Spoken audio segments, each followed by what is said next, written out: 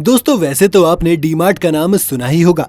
ये असल में एक सुपरमार्केट चेन है जो कि लोगों की रोजमर्रा की जरूरतों की चीजें बेचते हैं, जैसे groceries, fruits, vegetables, snacks, processed foods, dairy और फ्रोजन फूड से लेकर home care products, personal care products और टॉयलेटरीज तक ये सब बेचते हैं। लेकिन क्या कभी आपने सोचा है कि भारत जैसे टफ कंपटीशन वाली मार्केट में, जहाँ पर बिग बाजार से लेकर जियो मार्ट तक सब कुछ था, वहाँ पर आखिर ये डी-मार्ट इतना सक्सेसफुल कैसे हो गया?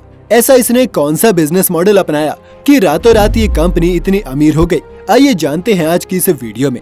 दोस्तों डी-मार्ट की सक्सेस के पीछे का राज जाने उससे पहले आइए डी-मार्ट के बारे में जानते हैं। डी-मार्ट को शुरू करने वाले श्रीमान राधा कृष्ण दामनी और उनका परिवार था।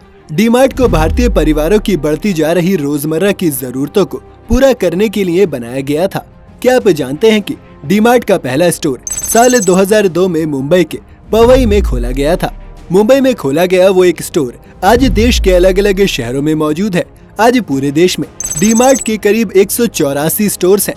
अगर इनके बिजनेस मॉडल की बात करें तो उनका लक्ष्य कम से कम दाम रखने वाले रिटेलर बनना है, जिसको पूरा करने के लिए वो अच्छी तरह से काम करते हैं। कम से कम दाम रखने के बाद भी वो सभी सुपरमार्केट कंपनियों में सबसे ज्यादा प्रॉफिटेबल है। तो ये जानते हैं कि आखिर वो कौन सी वजह है जो डी-मार्ट के बिजनेस मॉडल को इतना सफल बनाती है।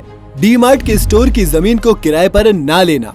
दोस्तों आपने अक्सर दुकानदारों से सुना होगा कि वो तो स्टोर्स को किराए पर ही लेते हैं, लेकिन डी-मार्ट ने एक अलग स्ट्रेटेजी अपनाई है और डी-मार्ट के स्टोर्स आज जिन जगहों पर हैं उनमें से ज्यादातर जगह की जमीन डी-मार्ट की खुद की खरीदी हुई है और कुछ जगहों पर उन्होंने जमीन को 30 साल के लिए लीज पर लिया है। अब अगर आप लीज और किराए इन दो टर्म्स को लेकर कंफ्यूज हो तो आपको बता दूं कि किराए पर जमीन लेने और लीज पर जमीन लेने में बहुत बड़ा फर्क होता है। किराए पर ली गई जमीन कम समय के लिए ली जाती है, जिससे जमीन का मालिक किराया कभी भी बढ़ा सकता है। अगर ऐसा होता है तो कंपनी के किराए का खर्च अचानक से बढ़ जाएगा। लेकिन लीज पर हमेशा चीज लंबे समय के लिए ली जाती है और डी-मार्ट तो 30 सालों के लिए लीज पर लेता है। कुछ स्पेशल दिनों के डिस्काउंट के बदले डेली डिस्काउंट देना। जहां एक और बाकी स्टोर्स साल में एक आध बार डिस्काउंट देते हैं, तो वहीं दूसरी ओर डी-मार्ट की सफलता का दूसरा कारण ही ये है कि वो हर रोज डिस्काउंट देता है। बाकी सभी सुपरमार्केट्स जो कुछ स्पेशल दिन जैसे कोई त्योहार ऐसा कुछ भी हो तभी डिस्काउंट देते हैं, जबकि डी-मार्ट में हर रोज डिस्काउंट रखा जाता है, जिसकी वजह से ज्यादा लोग रोज डी-मार्ट से ही खरीदारी करने के लिए स्टोर में आते हैं। नया स्टोर खोलते समय बहुत ज्यादा रिसर्च करना। कहते हैं कि अगर किसी भी बिजनेस को सक्सेसफुल बनाना है तो R&D स्ट्रॉन्ग होना काफी जरूरी है और डी-मार्ट इस चीज में बहुत आगे है। डी-मार्ट का जब भी कोई नया स्टोर खोलने की बात आती है तब वो अच्छी तरह से रिसर्च करके ही जगह का चुनाव करते हैं। उनके स्टोर ज्यादातर रेजिडेंशियल एरिया जहाँ ज्यादा से ज्यादा लोग रहते हो उसके नजदीक ही खोले जाते हैं। इसके अलावा वो ये भी ध्यान रखते हैं कि उनका नया स्टोर भी उनके खुद के डिस्ट्रीब्यूशन सेंटर के नजदीक ही हो, जिससे कि उनका ट्रांसपोर्टेशन का खर्चा भी कम हो जाएगा। बड़ी क्वांटिटी में और जल्दी ही माल का बिक जाना।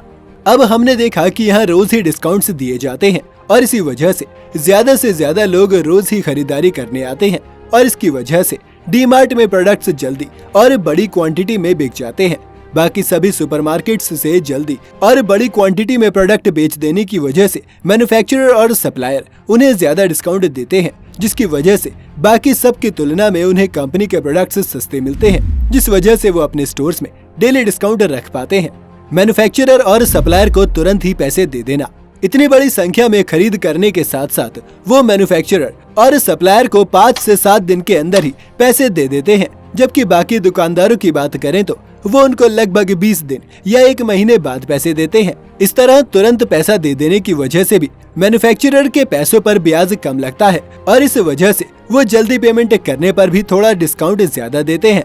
इस तरह डी-मार्ट को 2 तरह से बड़े डिस्काउंट मिलते हैं, जिससे उनके प्रोडक्ट्स की परचेज वैल्यू कम हो जाती है।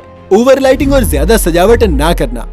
हम सब कभी न कभी डी-मार्ट तो जरूर गए होंगे और आपने ये चीज जरूर गौर की होगी कि बाकी स्टोर्स की तुलना में डी-मार्ट के किसी भी स्टोर में कोई भी ज्यादा हाई-फाई डेकोर और लाइटनिंग देखने को नहीं मिलती। दरअसल डी-मार्ट अपने खर्चे को कम करने के लिए अपने स्टोर्स में जरूरत से ज्यादा लाइटनिंग और सजावट नहीं करते, जिससे उनके पैसे बच जाते हैं। बहुत महंगी जगह स्टोर ना खोलना। खर्च कम करने की बात चल रही हो तो डेकोर और लाइटनिंग के अलावा ये अपने खर्च को कम रखने के लिए ज्यादातर स्टोर बहुत महंगी जगह नहीं रखते हैं। इस वजह से आपको किसी मॉल में डीमार्ट के स्टोर बहुत कम ही मिलेंगे। वन स्टॉप शॉप के कंसेप्ट पर काम करना। डीमार्ट वन स्टॉप शॉप के कंसेप्ट पर काम करता है। इसकी वजह से उनके प्रोडक्ट बहुत ज्यादा बिकते हैं। जैसे डीमार्ट के स्टोर में आपको रोज की जरूरत की सभी चीजें मिलेंगी, जिससे होगा ये कि अगर आप एक चीज खरीदने आए हैं तो आप बाकी चीजें भी अपने आप खरीद ही लेंगे और आपको कहीं और जाने की जरूरत नहीं पड़ती। इस वजह से इन्हें फायदा ये होता है कि इनके एक से ज्यादा प्रोडक्ट बिक जाते हैं। एरिया में मशहूर ब्रांड के सामान बेचना। अगर आपने गौर किया होगा तो ज्यादातर सुपरमार्केट्स में आपको बड़ी ब्रांड्स की चीजें ही मिलेंगी, जिसे कोई सामान्य व्यक्ति कम ही खरीदता है। और लोकल एरिया में जो ब्रांड मशहूर है वो चीजें आसानी से नहीं मिलती, जबकि डीमार्ट के हर एक स्टोर में लोकल ब्रांड्स के प्रोडक्ट ही ज्यादातर रखता है। इस वजह से लोग लोकल ब्रांड के प्रोडक्ट्स भी डीमार्ट से ही खरीदते हैं। खुद के पैसों से नए स्टोर खोलना। सबसे आखिर में बात करते हैं इनके नए स्टोर्स खोलने की। डीमार्ट अपने खर्च को और कम करने के लिए नए स्टोर खुद के पैसे से ही खरीदता है, जिससे उन्हें लोन लेकर उस पर ब्याज नहीं देना पड़ता। यही सारी चीजें डीमार्ट बिजनेस मॉडल को बहुत ही सफल बनाती हैं और इसका नतीजा ये है कि आज हर अलग अलग शहरों के हर दूसरे घर में डीमार्ट स्टोर से ही सामान आता है। आपको क्या लगता है कि क्या इसके अलावा भी कुछ और चीजें हैं जो इसे सफल बनाती हैं? अगर हाँ तो हमें कमेंट में जरूर बताइएगा। उम्मीद है आज की इस वीडियो से आपको कुछ नया जानने को मिला होगा। अगर वीडियो आपको पसंद आई हो तो इसे लाइक और शेयर जरूर करें। साथ ही अगर आप चैनल पर नए हैं या आपने अभी तक चैनल को सब्सक्राइब नहीं किया है तो इसे सब्सक्राइब करना और बेल आइकन दबाना बिल्कुल न भूलें।